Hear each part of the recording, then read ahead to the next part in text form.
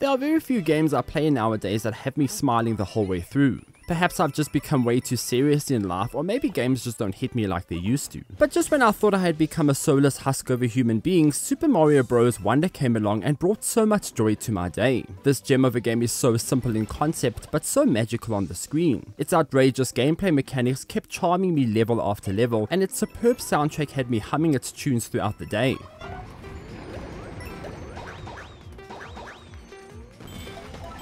The Super Mario Bros. Series is best known for its fun and addictive platforming action. While it may look cute and approachable from the outside, fans who stick to these games know that once you get deep into the game, it can get nail-bitingly difficult. Super Mario Bros. Wonder can't be a more perfect example of this. It is likely Nintendo's most adorable looking platformer to date. I mean, the game has elephants. Who doesn't think elephants are some of the cutest animals alive?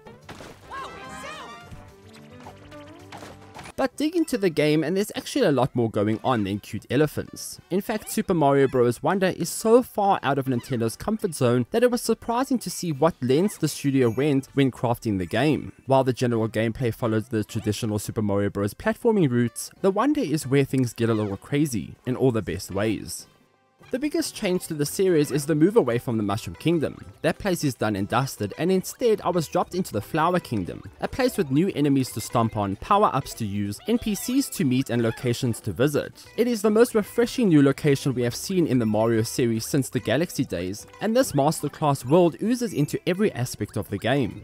That is to say, Super Mario Bros. Wonder does feel familiar at times. You can't change an underwater stage and make it feel as new as a forest level, for example. However, every single level is brought to life with new platforms to jump on, different color pipes to slide into, new enemies that are perfectly positioned to make your life howl, and vistas that deliver this refreshing visual appeal at every opportunity. Not to mention that almost every level is divided into two portions, with Wonder segments hidden somewhere throughout the stage. It is hard to describe the greatness I experienced in these moments. It is even more difficult to list the best ones because they are so wonderfully magical. These Wonder segments are triggered once you discover a Wonder seed. They can be placed in the middle of nowhere, spawned by touching a flower, and even found by venturing off the screen. Once touched, the game flips its gameplay on its head and delivers something unworldly to experience. One saw me shoot into space and hover through a deadly field of spikes. One stretched Toad's torso into oblivion, resulting in an elongated character model where I had to duck and dodge around a shadow-like realm to get to the end. One transformed enemies into larger-than-life versions, and I had to utilize their large bodies to destroy the stage around me in order to get by. The list goes on. I even encountered some brilliant music stages where the Wonder Seed simply turned the stage into a Piranha Plant musical number. I then jumped from platform to platform while the Piranha Plant serenaded me with tunes. Just when I thought I had seen it all, I then turned into a Goomba who just happened to be in a stage littered with literal Goomba-eating creatures. I then had to scurry because, you know, Goomba have those little adorable legs, behind trees in order to avoid the hungry mouths from gobbling me up. I can't begin to describe the joy these Wonder Seed segments brought to the game. It made me seek them out at every opportunity just because I wanted to see what weird and wonderful gameplay mechanics they brought to the table. I can also confidently say that throughout the game, these moments never felt overused. Sure, there are a few which are used multiple times, but the incredible level design made these encounters feel refreshing every time.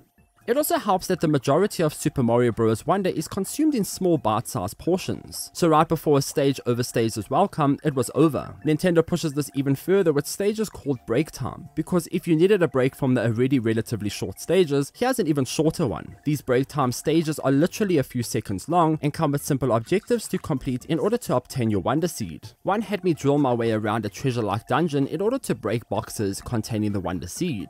Another was a stage that flipped into nighttime when I pressed the button. I then had to memorize the platform layout and jump my way to the top in order to grab the seed. One just had me jumping to the rhythm of the music to excite the strange creatures scattered around the stage. While these stages sound like hogwash and pointless on paper, the game's charm elevates them all to exciting levels where I was automatically drawn into every stage I stumbled upon because I couldn't wait to see what laid ahead. There's so much more here too. KO Arenas had me running through a wave-based series of screens trying to defeat all the enemies as fast as possible to earn rewards. But of course I could use the items I had equipped such as the elephant, but each segment also offered wonderful ways to defeat the enemies using the environment around me. They all just had that magical variety that only Nintendo knows how to offer.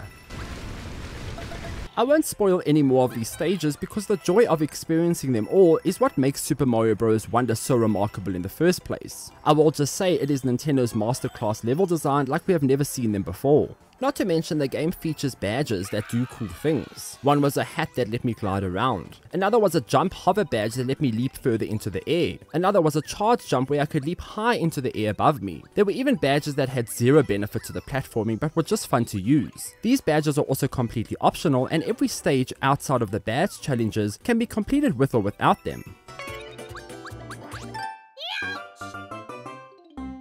Super Mario Bros. Wonder also gets exciting with its online mode. When connected to the internet, the game allows other players to be seen as shadows throughout the game. So if you happen to be in a stage with another batch of players, you'll see them there too. You can simply carry on with your life and ignore them, but it ruins the fun. And when I say fun, I really mean it. Super Mario Bros. Wonder has an online mechanic I have yet to see in a game, and it works so brilliantly. Say you die and there are other players in your level, suddenly these players turn into real characters and you can quickly float towards them and touch them. Once you touch them, you get revived. The same goes for their game too. Some difficult levels had me and some random player reviving each other on a constant basis as we both kept dying. You also only have 5 seconds to get revived before you die, so there's also this sense of urgency that makes the experience feel so wonderful. I can't tell you the number of times I shouted "Revive me, idiot" as I floated towards players who kept running away from my poor defenseless ghost. Or the number of times I was saved at the very last second by a player who likely had no idea what they were doing in the first place. You also get these posing boards in the game called standees. These can be placed around levels, and you can also revive players if they touch them. Standees come in different shapes and rarities. They can also be purchased at the various stores throughout the Flower Kingdom. Once you revive a player with your standee, you also get a heart added to your account. So when you place another one down, players will see how helpful your standees have been. But the game goes beyond just reviving players. You can also emote to them and they will see it on their side. This comes in handy. During one Search Park stage, which is a level with hidden Wonder Seed fragments you have to find by any means possible, a player and I were searching for the last fragment. I found the fragment and spammed my emote button to alert this player. He then followed me to the pipe which I had to move in order to hit a hidden brick and reveal the last piece. I know it sounds simple, but that moment felt amazing. Such a simple concept which turned into something so much more. To help another player on the other side of the world while being a ghost and only having a handful of emotes was a beautiful thing. But that's exactly where Super Mario Bros. Wonder shines. It takes simplicity and turns it into pure joy. It is, after all, just another platformer and just another Super Mario Bros. Game. However, under the surface there's so much more going on. There's a collection of levels that are inspiring to play through. They are elevated with a remarkable collection of Wonder Seed mechanics that had me smiling like a kid at my screen. The further you dive into the game, the more challenging and unworldly it gets. It is simply, well, wonderful.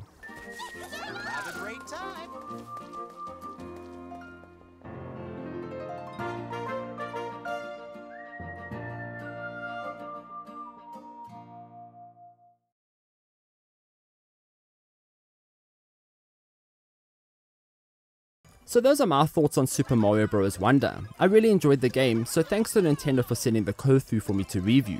Are you picking the game up? Let me know in the comments down below. As usual, please do consider liking and subscribing for more future content like this. Also visit www.glitch.online for more gaming tech news and reviews. Until next time, farewell.